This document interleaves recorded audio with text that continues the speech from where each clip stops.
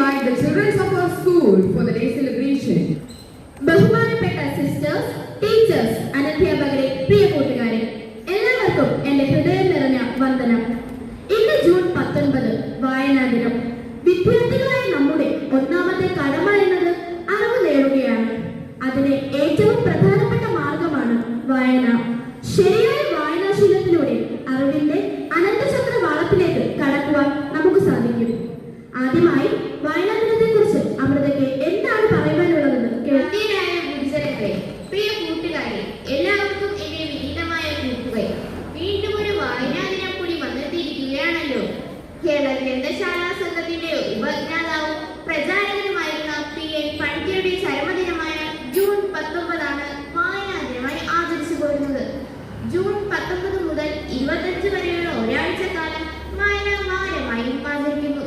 കേരള സർക്കാർ 1996 മുതൽ അദ്ദേഹത്തിന്റെ ചരമദിനം വായനാ ദിനമായി ആചരിക്കുന്നു. വായന ശീലമാക്കിയവർക്ക് വായനാ ദിനാചരണം വലിയ സന്തോഷമാണ് നൽകുക. വായനയോടുള്ള നമ്മുടെ ബന്ധം വെറും ദിനാചരണത്തിൽ ഒതുങ്ങിക്കൂടാ. നിർവചിക്കാനാവാത്ത അറിവിന്റെ അനുഭവങ്ങൾ നേടിയെടുക്കാൻ പരന്ന വായന അനിവാര്യമാണ്. വിവിധ രംഗങ്ങളിൽ മികവ് തെളിയിച്ച മുൻഗാമികളെല്ലാവരും തന്നെ നിരന്തരം വായനയിലൂടെ അറിവന്വേഷണം നടത്തിയവരായിരിക്കും. ഞാനും നിങ്ങളും ഉൾപ്പെടെയുള്ള പുതുതലമുറ വായനാശീലത്തോട് പുറംതിരിഞ്ഞു നിൽക്കുന്ന പ്രവണതയാണ് കണ്ടുകൊണ്ടിരിക്കുന്നത്. ഇതൊട്ടും ഭൂഷണമല്ല. വായന മനുഷ്യനെ കൂടുതലാക്കുന്നു എന്ന് ഫ്രാൻസിസ് ബേക്കൺ പറഞ്ഞിട്ടുണ്ട്. ആഴത്തിലുള്ള വായനയുടെ അകമ്പടിയില്ലാത്ത വിദ്യാഭ്യാസം അകം പൊള്ളയായ മരത്തടി പോലെയായിരിക്കും. വൈവിധ്യമായ വായനയിലൂടെ അറിവ് നേടാനുള്ള നിരന്തരമായ ത്വര നമുക്കുണ്ടാകാൻ ഈ വായനാ ദിനം ഒരു നിമിത്തമാകട്ടെ എന്ന് ആത്മാർത്ഥമായി ആഗ്രഹിച്ചുകൊണ്ട് ആശംസിച്ചുകൊണ്ട് എന്റെ എളിയ വാക്കുകൾ ഞാൻ നിർത്തുന്നു. നന്ദി, നമസ്കാരം. വായനാ ദിനത്തെ കുറിച്ച് ആഴത്തിലുള്ള അറിവ് പകർന്നുതന്ന അമൃതയ്ക്ക് നന്ദി. അടുത്തതായി ഒരു ഗാനം കേട്ടാലോ?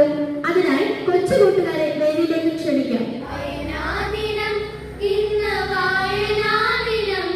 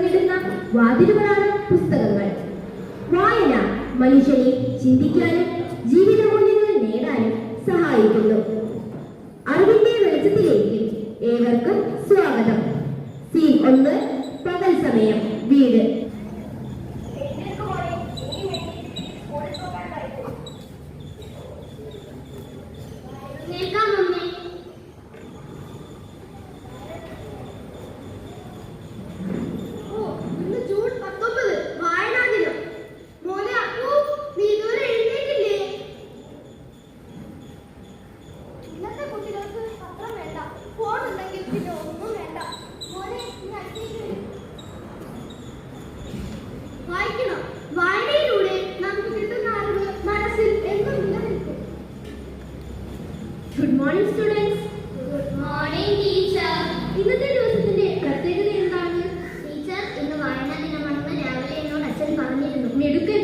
ആരുടെ ഓർമ്മയ്ക്കായാണ് വായനാ ദിനം ആചരിക്കുന്നത്? PN പണിക്കരുടെ ചരമദിനത്തിന് വേണ്ടിയാണ് വായനാ ദിനം ആചരിക്കുന്നത്. നിങ്ങൾ ഏതെങ്കിലും പുസ്തകം വായിച്ചിട്ടുണ്ടോ? ആ പുസ്തകത്തിന്റെ കഥ മറ്റു കൂട്ടുകാർക്ക് പറഞ്ഞു കൊടുക്കാമോ? ബെന്യാമിൻ എഴുതിയ മലയാള നോവലാണ് ആടുജീവിതം. വലിയ സ്വപ്നങ്ങളുമായി സൗദി അറേബ്യയിൽ ജോലിക്കായി പോയി വഞ്ചിക്കപ്പെട്ട് മരുഭൂമിയിലെ ഒരു ആടുവളർത്തൽ കേന്ദ്രത്തിൽ ദാരുണ സാഹചര്യങ്ങളിൽ 3-ലേറെ വർഷം അടിമപ്പണി ചെയ്യേണ്ടി വന്ന നജീബ് എന്ന മലയാള യുവാവിന്റെ കഥയാണ് ഈ കൃതി. ഗൾഫ് പ്രവാസത്തിന്റെ മറ്റൊരു മുഖം കൂടി ഈ നോവൽ നമുക്ക് മുന്നിൽ തുറന്നു കാട്ടുന്നു.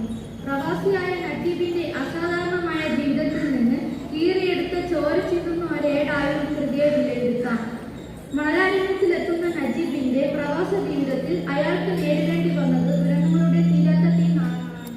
2008 ഓഗസ്റ്റ് മാസം ആദ്യ പതിപ്പിറങ്ങിയ ആടുജീവിതം 2009 കേരള സാഹിത്യ അക്കാദമിയുടെ ഏറ്റവും നല്ല നോവലിനുള്ള പുരസ്കാരം ലഭിച്ചു. നിങ്ങൾ എല്ലാ കൂട്ടുകാരും ഈ നോവൽ വായിക്കാൻ ശ്രമിക്കണം. മിടുക്കി. മറ്റേതെങ്കിലും ഭാഷയിലെ പുസ്തകങ്ങൾ നിങ്ങളാരെങ്കിലും വായിച്ചിട്ടുണ്ടോ? I have read Grandma's Bag of Stories by Sudha Murthy. This book was simply wonderful. Stories about kings, queens, princess bears, and a ton of other things. Never heavy-handed. This book is also full of wonderful page illustrations that go with the story. It's just an added bonus I really enjoyed. Grandma's Bag of Stories exemplifies the love and affection we have for our family and serves an example how loving and caring we should be with others. Dear friends, I strongly recommend this book for all of you. This story teaches the moral value to both children and adults. कलम के जादूगर मुंशी प्रेमचंद. कलम के जादूगर प्रेमचंद की कहानियां आज भी बड़ी ही ध्यान और सम्मान के साथ सुनी जाती है. आज हम लेकर आए हैं प्रेमचंद की वो कहानियां जो उनके कथा संकलन मानसरोवर से ली गई है. प्रेमचंद की कहानियां अपने समय की हस्ताक्षर है जिनमें अब तक के परिवेश और समाज को बखूबी समझ सकते हैं.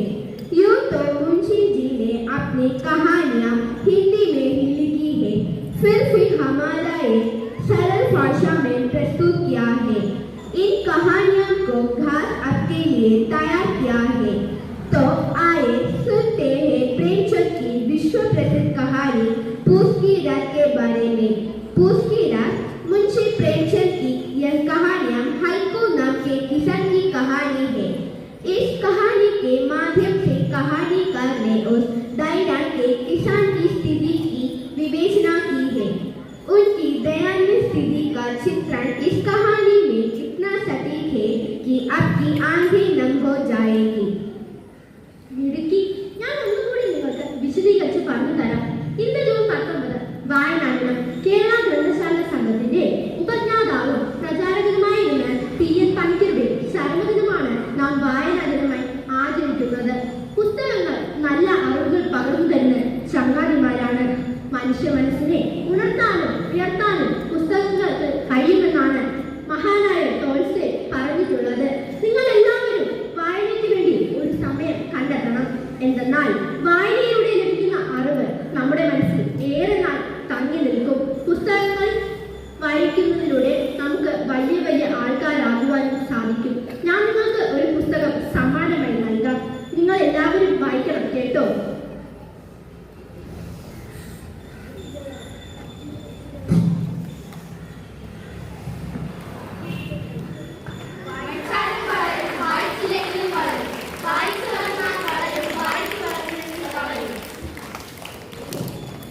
വായിച്ചു വളരുക, ചിന്തിച്ച് വിവേകം നേടുക.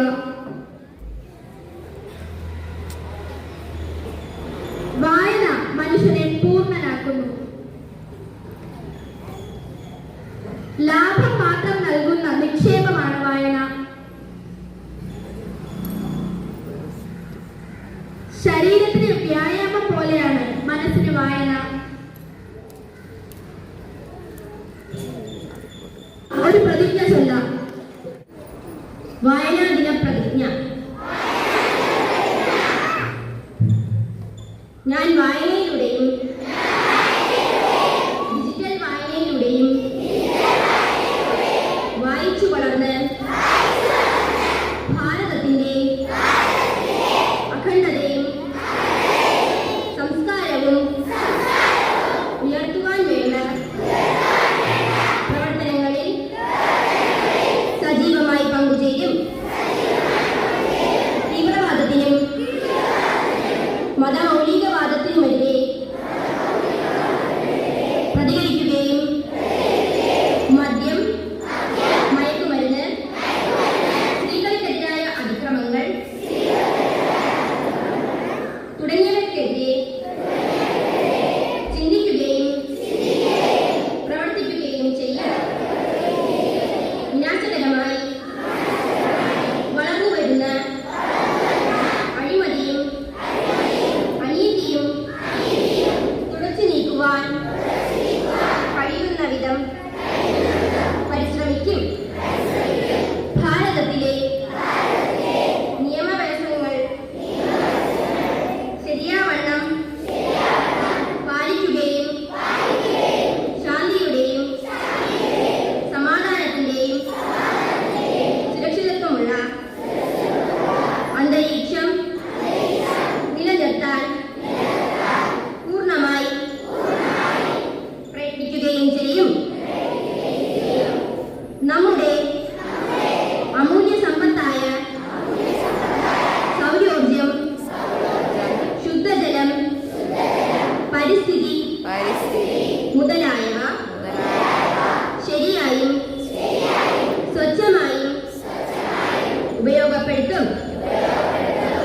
എന്റെ രാജ്യത്തെ ലോകരാഷ്ട്രങ്ങളുടെ മുൻപന്തിയിൽ എത്തിക്കാൻ വേണ്ട പ്രവർത്തനങ്ങളിൽ സജീവമായി പങ്കെടുക്കുകയും അതിനുവേണ്ടി മറ്റുള്ളവരെ പ്രേരിപ്പിക്കുകയും ചെയ്യും. മലയാളികളായ നാമെല്ലാം വായനാ ദിനം ആഘോഷിക്കുന്ന ഈ സുവർണവേളയിൽ നമ്മുടെ സ്വന്തം, നമ്മുടെ മുച്ചപ്പടിന്റെ വായനാശാലയിലേക്ക് പുസ്തകങ്ങൾ നൽകിയ എല്ലാ കുഞ്ഞുങ്ങളോടും നന്ദി അറിയിക്കുന്നതിനോടൊപ്പം ഈ പുസ്തക സംഭരണത്തിലേക്ക് ഇനിയും സംഭാവനകൾ സഹൃദയം നൽകണമെന്ന് അറിയിക്കുന്നു.